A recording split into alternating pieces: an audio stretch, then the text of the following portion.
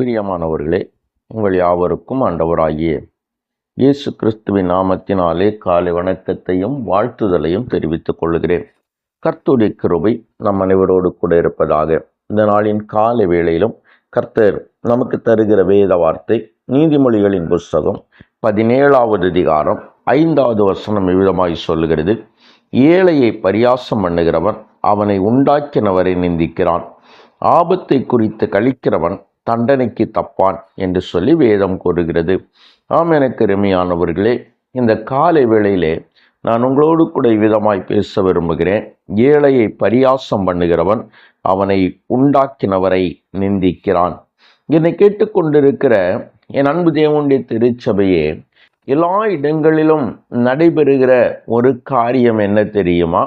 எப்பொழுதுமே ஐஸ்வர்யவான்கள் அல்லாவிட்டால் நன்றாய் வசதி படைத்தவர்கள், பணம் படைத்தவர்கள் மதிக்கப்படுகிற பொழுது, பணம் இல்லாதவர்களும் ஏழைகளும் அங்கே நசுக்கப்படுகிறார்கள், ஒடுக்கப்படுகிறார்கள், அவர்கள் பரியாசம் பண்ணப்படுகிறதை நம்மால் பார்க்க முடிகிறது.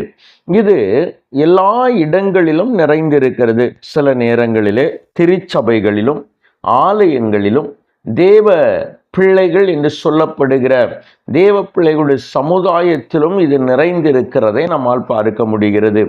எனவேதான் வேதம் இப்பொழுது சொல்லுகிறது, ஏழையை நிந்திக்கிறவன் அல்லாவிட்டால் பரியாசம் பண்ணுகிறவன் அவரை படைத்தவரை நிந்திக்கிறான் என்று வேதம் சொல்லுகிறது.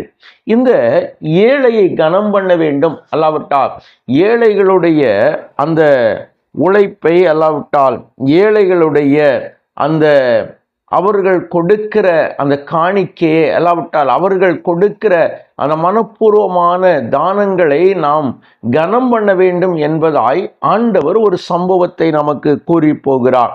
அந்த சம்பவத்தை குறித்து நான் உங்களுக்கு ஞாபகப்படுத்தலாம் என்று யோசிக்கிறேன். ஆண்டவராகிய கர்த்தர் இந்த பூமியிலே வாழ்ந்திருக்கிற பொழுது அவர் ஒரு காரியத்தை விதமாய் சொல்லுகிறார். அவர் சொல்லுகிறார், சோதரம் விதவைகளின் வீடுகளை பட்சித்து பார்வைக்கு நீண்ட நேரம் ஜபம் பண்ணுகிற வேதபாரகரை குறித்து எச்சரிக்கையாயிருங்கள் என்று சொல்லுகிறார். இந்த வேதபாரகர் என்பவர்கள் வேதத்தை நன்றாய் அறிந்தவர்கள், வேதத்தை எழுதுகிறவர்கள். இவர்களை குறித்து வேதம் சொல்லுகிறது, ஆண்டவர் சொல்லுகிறார், இவர்கள் ஏழைகளை பட்சித்து போடுகிறார்களாம். இதற்கு ஒத்த சம்பவம் ஒன்று அங்கே நடக்கிறது. ஆண்டவர் இதோ காணிக்கை பெட்டிக்கு எதிராயிருந்து ஜனங்கள் காணிக்கை போடுகிறதை பார்த்து கொண்டே இருக்கிறார். அப்பொழுது ஒரு ஏழை விதவை 2 காசுகள் அந்த காணிக்கை பெட்டியிலே கொண்டு வந்து போடுகிறார். அந்த 2 காசுகள் போட்ட அந்த விதவையை பார்த்து ஆண்டவர் சொல்லுகிறார், சோதரம் எல்லாரை பார்க்கிலும் இவள் அதிகமாய் காணிக்கை கொடுத்திருக்கிறாள் என்று சொல்லுகிறார். ஏன் விதமாய் அவர் சொல்லுகிறார் என்பதாய் பார்க்கிற பொழுது, அநேகர் அவர்கள் தங்களிடத்தில் இருந்தவைகளில் ஒரு பகுதியை கொடுத்தார், ஆனால் இவளோ தன்னிடத்தில் இருந்த எல்லாவற்றையும் கொடுத்து விட்டாள் என்று சொல்லி ஆண்டவர் அந்த ஏழை விதவையை குறித்து அவர் சாட்சி கொடுக்கிறதை நம்மால் பார்க்க முடிகிறது. என்னை கேட்டுக்கொண்டிருக்கிற என் அன்பு தேவனுடைய பிள்ளைகளே, அப்படியானால் இந்த ஏழை விதவையினுடைய இந்த கையின் பிரயாசத்தை, இந்த ஏழை விதவையினுடைய இந்த காணிக்கையை கர்த்தர் எவ்வளவாய் மெச்சுகிறார், கர்த்தர் எவ்வளவாய் அதை ஆசீர்வதிக்கிறார் என்பதை பார்க்கிறோம். என்னை கேட்டுக்கொண்டிருக்கிற என் அன்பு தேவனுடைய பிள்ளைகளே, நம்முடைய பகுதிகளிலும் நம் வாழுகிற இடங்களிலும் அநேகர் நம்மை விட தாழ்ந்தவர்களாய், நம்மை விட அவருடைய அந்தஸ்திலே குறைந்தவர்களாய், ஒருவேளை வசதியிலே, ஐஸ்வர்யத்திலே, பணத்திலே குறைந்தவர்களாய் அநேகர் இருக்கலாம்.